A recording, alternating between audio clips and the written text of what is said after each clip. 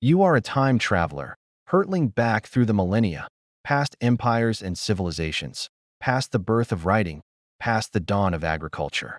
You're journeying to a time steeped in legend, a world where the boundaries between history and myth blur into an unknowable haze.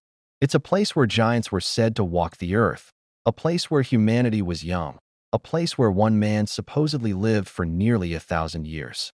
Yeah, this man is called Methuselah, or as I like to think of him, the great enigma of human longevity.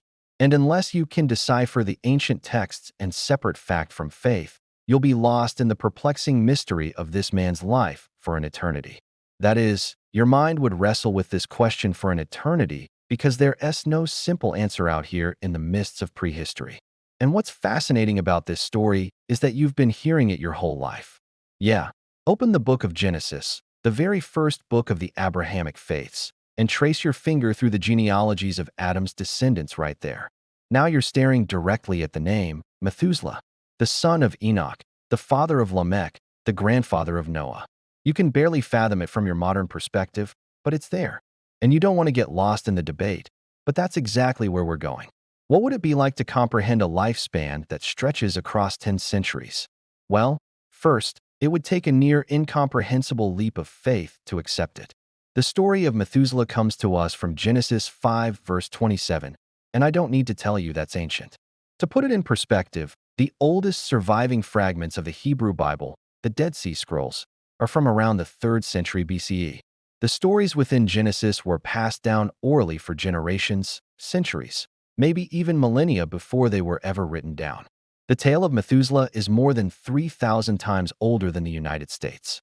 His story is woven into the very fabric of our oldest traditions, a single, stark verse that has puzzled scholars, theologians, and skeptics for thousands of years.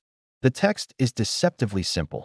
Thus, all the days of Methuselah were 969 years, and he died. No fanfare, no explanation, just a statement of fact presented alongside the genealogies of his ancestors and descendants, many of whom also lived for extraordinarily long periods. His father, Enoch, lived to 365. His grandfather, Jared, to 962. Adam himself, the first man, is said to have lived 930 years. In this ancient accounting, Methuselah isn't an anomaly. He's the peak of a trend, the longest living of all the pre-flood patriarchs.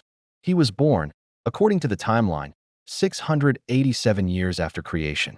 For nearly 1,000 years, he would have witnessed a world we can only dream of. He would have known his ancestor Adam for over 2 centuries, listening to first-hand accounts of the Garden of Eden. He lived through an era described as increasingly wicked, a time that prompted divine regret and led to the decision to cleanse the world with a great flood. His name itself is a prophecy. In Hebrew, Methuselah can be interpreted as his death shall bring, or man of the javelin. According to tradition, the Great Flood began the very year Methuselah died. His long life was an act of divine mercy, a stay of execution for humanity, holding back the deluge until the very last moment. He was the final patriarch of a world about to be washed away, his passing the signal for the rains to begin. This history, as recorded in Scripture, is profound and symbolic.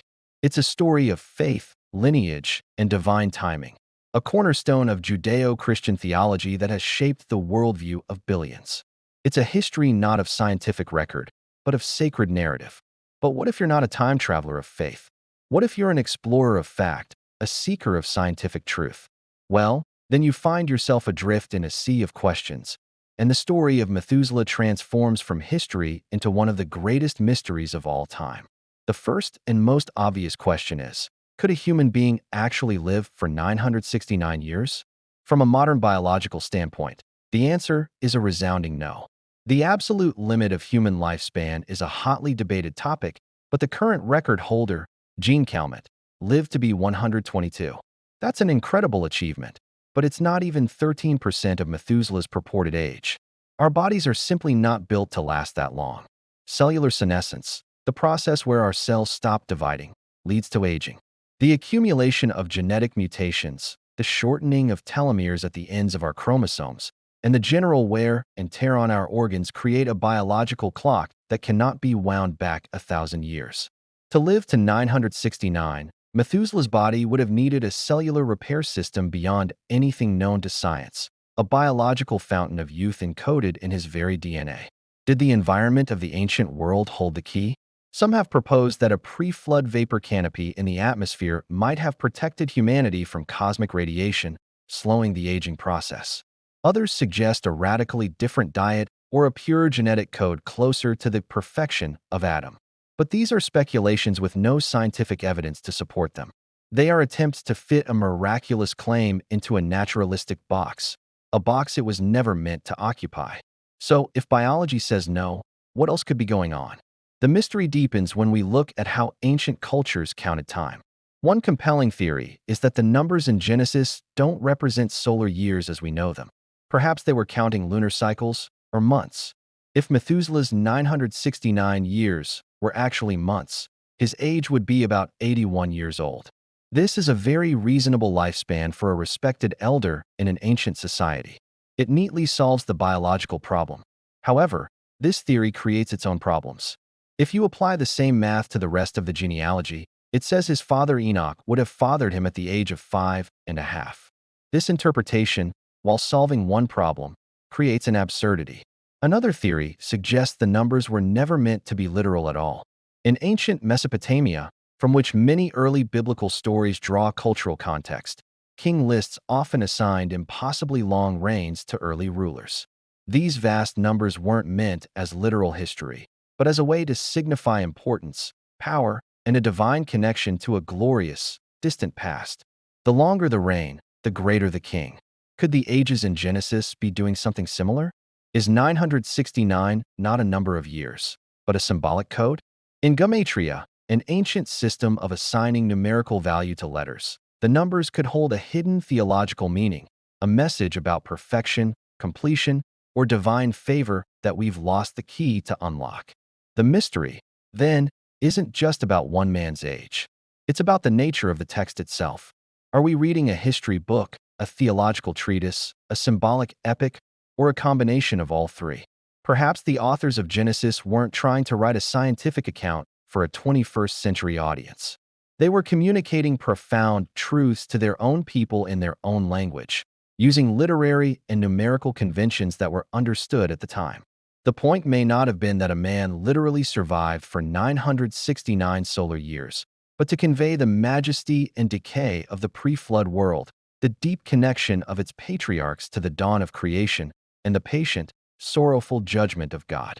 And that's the ultimate paradox of Methuselah. The more you try to pin him down with facts and figures, the more he slips through your fingers into the realm of symbol and myth.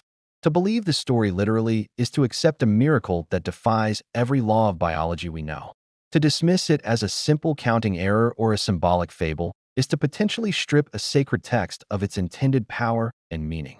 You're left floating in the space between what is possible and what is written, a place where science and faith stare at each other across an impassable gulf. There is no ship coming to rescue you from this conundrum, no easy answer to be found. You're left alone with the text, the numbers, and the silence of the millennia, forever drifting in the perplexing, beautiful mystery of the man who lived 969 years.